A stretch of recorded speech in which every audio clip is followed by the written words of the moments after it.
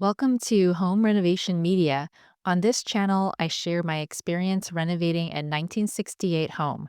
If you want to learn from my journey, what I did myself, what I left to the pros, and lessons along the way, please subscribe. The project involves a complete kitchen remodel and two bathroom remodels, but that's just a start. I'll share what went right and what went wrong to help you avoid some common pitfalls. So, right now, we're looking at the front room of the house. You can see it's a pretty large space. We removed the carpet and abated the popcorn ceiling or cottage cheese ceiling, as well as abating the flooring throughout the house.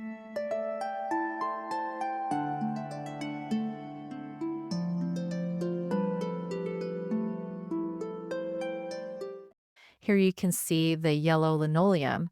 This flooring was asbestos with a asbestos backing, so I hired a professional abatement company to remove the flooring safely.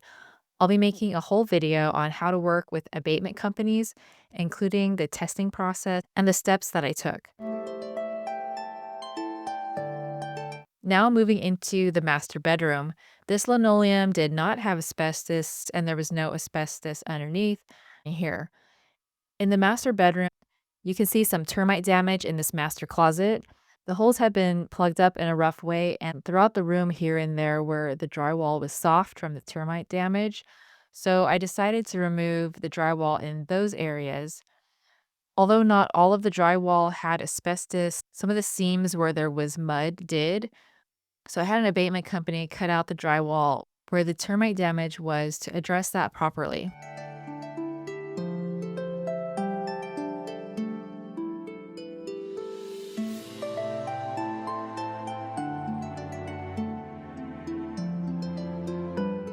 If you look at the left side of this wall, you'll notice some discoloration. That's termite droppings or mud from the termites. Now we're in the bathroom and we fully renovated this area. We removed the shower and redid the vanity. And I'll pan over to the vanity so you can see it.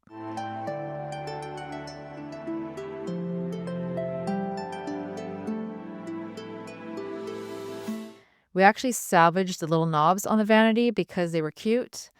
The mirrors were removed, and I'll talk about the whole bathroom renovation process in another video.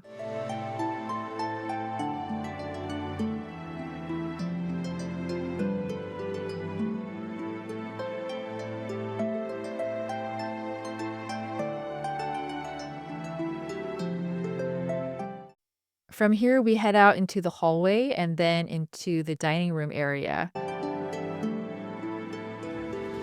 You can see the dining room with the yellow linoleum and the wallpaper peeling off. I chose to remove the wallpaper and actually remove the entire drywall behind all of the yellow wallpaper because the drywall was getting crumbly and starting to disintegrate.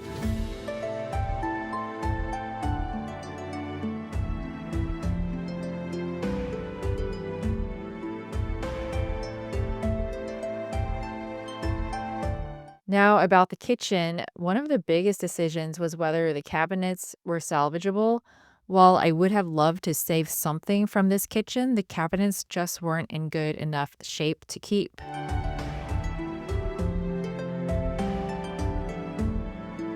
Also, the countertop had lead, and there was a water leak behind the kitchen sink.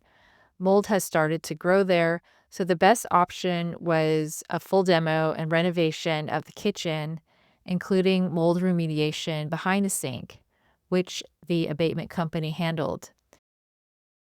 And we'll talk about all of that later.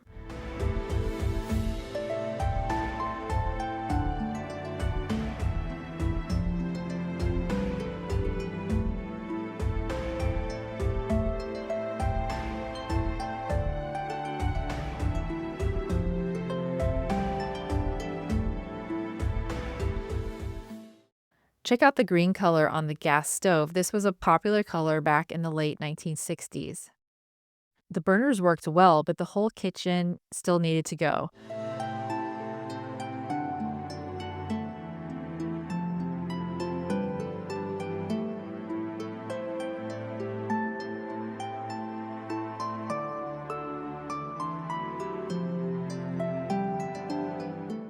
The wall oven was gas, which is pretty hard to find these days, but it needed to go as well.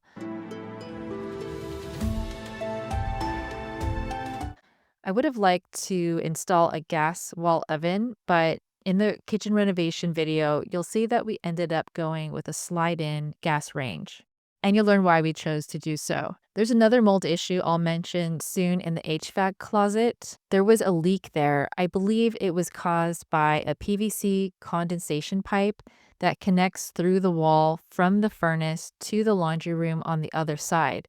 You can see the staining here. The pipe got jostled when a repair person was servicing either the laundry or the furnace, causing a leak that affected the bedroom, the furnace area, and the adjoining laundry room. This damaged the drywall, causing some mold to grow, especially in the HVAC area.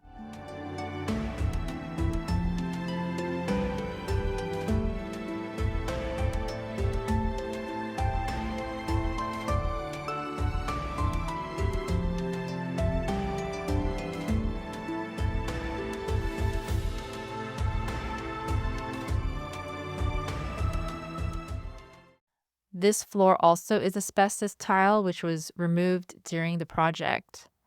The tile flooring also had asbestos mastic underneath it, which was present underneath all of the asbestos tile and linoleum in the house, and it was removed throughout the house during the abatement process. We cut the drywall in this bedroom to a certain height to remove potential mold, which the abatement company also took care of. Here's a quick look at this room. Many years ago, there was a brief spark in this outlet which burned the outlet cover, causing discoloration, but the wiring was repaired after that, so there were no further issues. Here we take a closer look at the tile.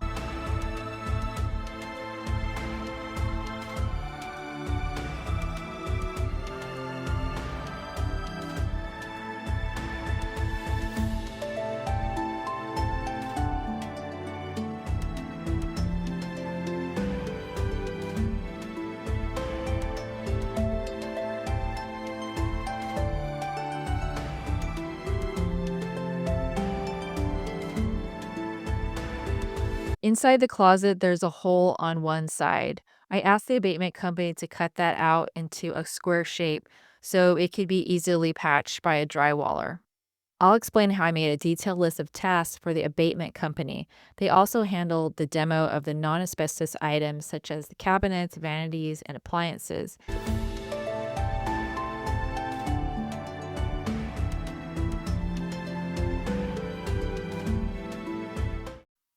This is the second bathroom we later fully remodeled. Again, the green flooring has asbestos and mastic backing, as does this other flooring here in this third bedroom. We also removed the wallpaper in the third bedroom and kept the drywall intact as it was in better condition. Here's a view of the good size linen closet.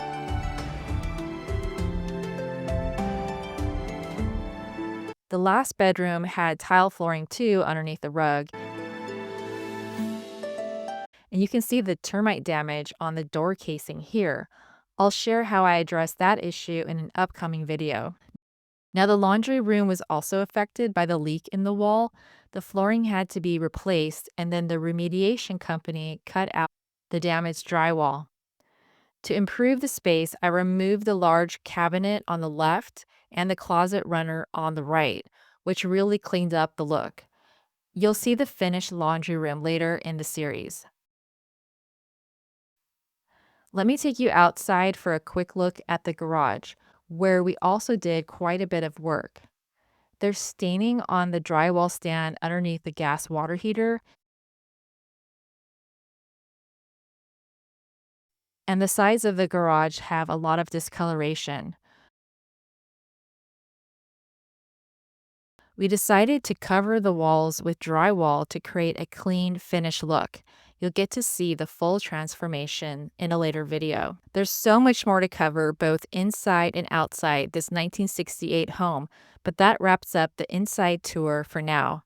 Make sure to subscribe so you can see what colors I chose, what hardware I chose, and all my decisions along the way to make your home renovation easier.